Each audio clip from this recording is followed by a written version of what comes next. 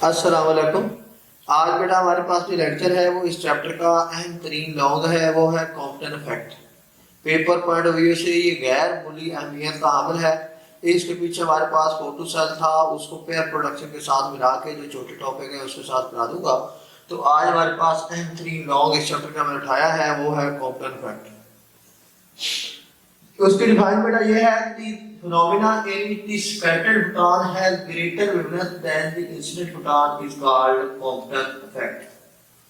बात यह है कि आर्थर हॉले कॉम्पटन ने 1923 में, जो कि वाशिंगटन यूनिवर्सिटी के प्रोफेसर थे, उन्होंने एक एक्सपेरिमेंट किया कि हमारे पास चैप्टर नंबर 9 जो पार्ट में हम पढ़ के आए हैं उसमें आपके यहाँ लाइट को वेव डील किया गया है, ट्रीट किया गया है। वहाँ जितने भी एक्सपेरिमेंट आए हैं वो लाइट की वेव नेचर को प्रूव करने के लिए थे। चैप्टर 19 में जितने भी एक्सपेरिमेंट मॉडर्न फिजिक्स में आ रहे हैं वो ये कहने आ रहे हैं कि हमारे पास जो लाइट है उसकी वेव नेचर भी है, as well as particle nature भी बिलोंग करती है। तो ये हमारे पास कॉम्पटन इफेक्ट भी दरअसल पार्टिकल नेचर जो है उसको इंतहाई क्लैरिटी के साथ और इंतहाई वाजे करके बयान कर देता है कि हमारे पास जो लाइट है उसकी वेव नेचर बिलोंग करती है। लाइट जो है वो वेव नेचर के साथ बिलोंग करती है। तो उसने किया ये है कि एक्स रेज को इंसिडेंट करवाया है इलेक्ट्रॉन पे। जब इलेक्ट्रॉन रेस्ट पे पड़ा था तो उसने जब एक्स रेज को इंसिडेंट किया इलेक्ट्रॉन के साथ, तो इलेक्ट्रॉन करने लग गया एक्सेलरेट, वो एक साइड पे स्कैटर हो गया और जो हमारे पास इंसिडेंट एक्स रे थी वो हमारे पास स्कैटर्ड होकर दूसरी तरफ क्या हो गई, आपके पास स्कैटर हो गई, चली गई। तो हमारे पास ये स्कैटर्ड एक्स रेज आ गई, ये हमारे पास वो जो इलेक्ट्रॉन पड़ा था वो स्कैटर होके आ गया।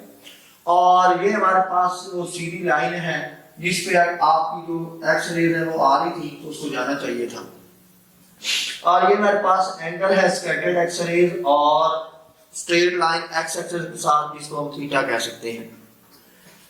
अब बेटा हुआ ये है कि इससे पहले कि हम उस कॉम्पटन इफेक्ट को समझें तो हमें ये समझना चाहिए कि what particle do with particles.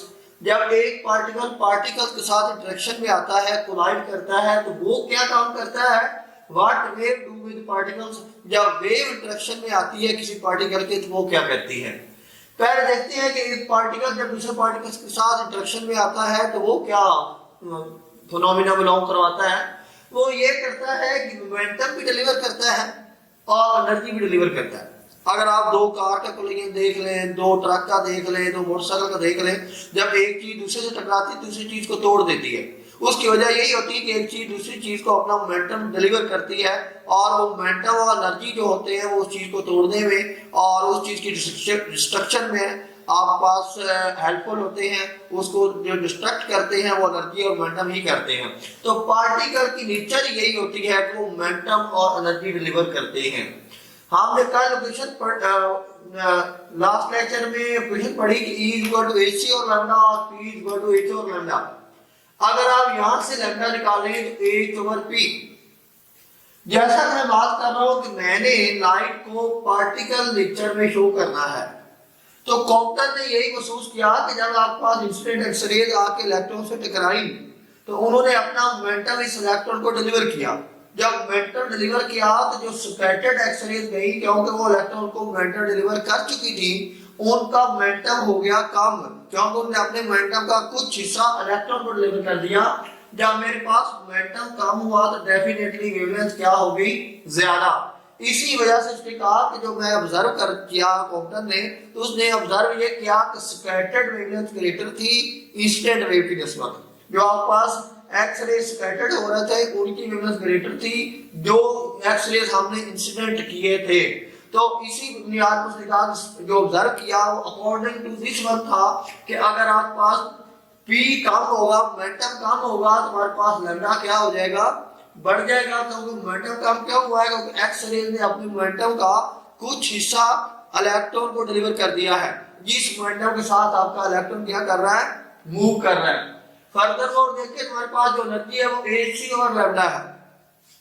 अगर आप यहां से ही देखना चाहें, जब आपके एक्स रे ने अपनी एनर्जी डिलीवर कर दी है तो डेफिनेटली उनकी एनर्जी एक्स रे की क्या हुई होगी, कम, और उससे लैम्डा क्या हुआ है, इंक्रीज। इसी वजह से स्कैटर्ड एक्स रे का लैम्डा ग्रेटर है एज कंपेयर टू इंसिडेंट के।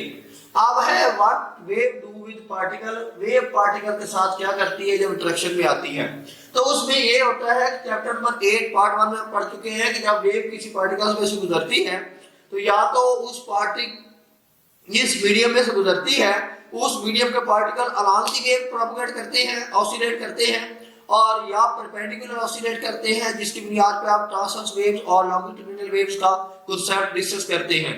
उसमें होता यही है कि पार्टिकल ना आगे जाता है ना कुछ करता है, सिर्फ ऊपर नीचे ऑसिलेट करता है, और जब ऊपर करता है तो नीचे से वेव गुजर जाती है, जब वेव ने ऊपर से गुजरना होता है तो वो नीचे ऑसिलेट करता है। दैट मीन जब वेव इंटरेक्ट करती है किसी मीडियम के साथ, किसी पार्टिकल के साथ, तो उस मीडियम के पार्टिकल उस वेव की मोशन को सपोर्ट करने के लिए, उस मोशन वेव की मोशन को प्रोपोगेट करवाने के लिए अपनी मोशन अप और डाउन करते हैं। दैट मीन वो ऐसा करते हैं कि ऑसिलेट करते हैं, मूव नहीं करते, एक्सेलरेट नहीं करते। तो वेव ना मोमेंटम डिलीवर करती है ना एनर्जी डिलीवर करती है, सिर्फ पार्टिकल अपनी जगह पे ऑसिलेट करता है, वेव स्ट्रेट लाइन ही गुजर जाती है। लेकिन उसने ये कहा कि लाइट का मामला ये है कि जब लाइट इलेक्ट्रॉन से टकराती है तो आपका जो इलेक्ट्रॉन है वो स्कैटर्ड हो जाता है। दैट मीन आपकी इंस्टेंट एक्सरे मोमेंटम और एनर्जी दोनों डिलीवर करती हैं। जब मोमेंटम डिलीवर एक्सरेज कर देते हैं, एक्सरेज दरअसल इलेक्ट्रोमैग्नेटिक रेडिएशन है और लाइट भी इलेक्ट्रोमैग्नेटिक रेडिएशन है, इसलिए हमने इसको डिस्कस किया कि जब मोमेंटम डिलीवर करेगी तो स्कैटर्ड की वेवलेंथ बढ़ जाएगी। आगे बेटा है इसका mathematical treatment, lambda scattered minus lambda incident. Lambda scattered X-rays का वेवलेंथ और लैम्डा इंसिडेंट जो हमने इंसिडेंट की थी एक्सरेज उनकी वेवलेंथ है। तो lambda scattered minus lambda incident h over m naught c 1 minus cos of theta. ये बेटा डिराइव्ड इक्वेशन का फाइनल रिजल्ट है जो आपकी बुक में डिस्कस किया गया है। बीएससी में इसकी डेरिवेशन है और इसकी डेरिवेशन में दो लॉ इस्तेमाल होते हैं, law of conservation of energy, law of conservation of momentum. दोनों का इस्तेमाल करते हुए ये इक्वेशन जो है वो डिराइव की गई है। तो हमारे पास lambda s minus lambda i scattered wavelength minus lambda incident h over m naught c 1 minus cos theta. ये lambda s minus lambda i ये हमारे पास डिफरेंस है, तो इसको कह दिया del lambda h over m naught c 1 minus cos theta. लेकिन इस पे वही कंडीशन कि लैम्डा s जो है वो लैम्डा i से wavelength of incident X-rays greater than wavelength of incident X-rays. Del lambda is equal to Compton shift. Del lambda का नाम क्या है, इसको कॉम्पटन शिफ्ट कहा जाता है, और h और m नॉट c को क्या कहा जाता है, कॉम्पटन वेवलेंथ। इस h और m नॉट c की जो वैल्यू है वो 2 मल्टीप्लाई 10 की पावर माइनस 12 मीटर है। ये मैंने इसलिए डिराइव कर दी है ताकि आप डिटेल्स में जाते हैं तो वहां कैलकुलेशन करना मुश्किल होगी। h की वैल्यू आप कैलकुलेट करें, m नॉट और c की करें। h की वैल्यू 6.6 3 मल्टीप्लाई 10 की power minus 34, m not mass of electron है 9.1 मल्टीप्लाई 10 की power minus 31, c speed of light है 3 मल्टीप्लाई 10 की पावर 8। अगर आप इसको सॉल्व करें तो आपको बहुत सारा वक्त लग सकता है। इसकी बजाय मैंने ऐसा किया है पूरा फैक्टर सॉल्व करके उसका आंसर 2.4 मल्टीप्लाई 10 की पावर माइनस 12 है। तो इस सारे की जगह 2.4 मल्टीप्लाई 10 की पावर माइनस 12 आ गया, 1 माइनस cos ऑफ थीटा आप सॉल्व कर सकते हैं, तो आप आसानी से कॉम्पटन शिफ्ट निकाल के दे सकते हैं। दूसरी चीज, what is the unit of Compton shift, what is the unit of Compton wavelength, metre. बेटा कॉम्पटन वेवलेंथ जो है वो हमारे पास डेल लैम्डा के इक्वल है। 1 का कोई यूनिट नहीं है, cos थीटा का कोई यूनिट नहीं है, उसका आंसर आ जाना है h और m naught c equal to del lambda. Mathematics का रूल ये है और फिजिक्स का रूल ये है, डायमेंशनल एनालिसिस का रूल ये है कि लेफ्ट साइड का यूनिट राइट साइड के यूनिट के इक्वल होगा तो तब ही हम क्वेश्चन को इक्वल कर सकते हैं। तो h और m नॉट c का वही यूनिट होगा जो डेल लैम्डा होगा। डेल लैम्डा वेवलेंथ है तो उसका यूनिट मीटर है, लेंथ है वो, इसलिए h और m नॉट c का यूनिट भी मीटर है। तो आपको याद रहना चाहिए कि the unit of Compton wavelength is metre, same as wavelength, same as length. आगे बेटा इसके केसेस हैं। सबसे पहले है 0 डिग्री। अगर आप ये कहें कि ये इंसिडेंट रेज आई और ये स्ट्रेट गुजर की, एंगल 0 डिग्री बना, तो तब हमारे पास 0 डिग्री पे h और m naught c 1 minus cos 0 1 होता है, 1 minus 1 del lambda over del lambda h और m naught c del lambda equal to 0। ये आपको ऑब्जेक्टिव आ सकती है कि at what angle the Compton shift is 0 at the angle of 0 degree. Next हमारे पास बेटा theta is equal to 90 degree. जब थीटा 90 डिग्री होगा तो tan lambda equal to h और m naught c 1 minus cos theta 1 minus cos theta का 90 degree put कर दिया, cos 90 क्या होता है 0, तो मेरे पास h और m नॉट c आ गया। ये मशहूर और मरूफ ऑब्जेक्टिव है कि at what angle the Compton shift is equal to Compton wavelength. जब h और m naught c Compton wavelength है, डेल लैम्डा क्या है कॉम्पटन शिफ्ट है, तो वो कहता है किस एंगल पे कॉम्पटन शिफ्ट और कॉम्पटन वेवलेंथ इक्वल होंगे, वो आपके पास 90 डिग्री है।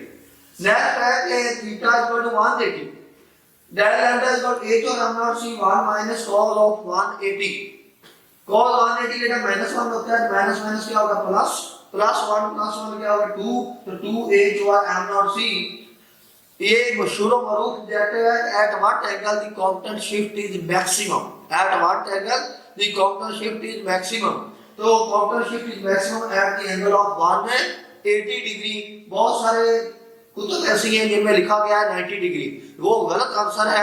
इसका सही ऑप्शन होता है 180 डिग्री पे कॉम्पटन शिफ्ट क्या होता है मैक्सिमम होता है। या दूसरे लफ्जों में आपसे क्या कहा जाए कि at what angle the Compton shift is double of the Compton wavelength, that is 180 degree. क्योंकि ये 2h और m नॉट c है, वेवलेंथ हमारे पास कॉम्पटन है h और m नॉट c, उसको 2 से मल्टीप्लाई कर दे हमारे पास कॉम्पटन शिफ्ट आया है, तो डबल ये होता है बेटा 180 डिग्री पे। तो इसको सारे को यूं समझना चाहिए कि मेरे पास पहले मैंने केस डिस्कस किया 0 डिग्री वाला कि एक्स रेज अगर आ रही थी वो सीधी गुजर जाए, फिर तो वो वे भी एक्ट कर गई।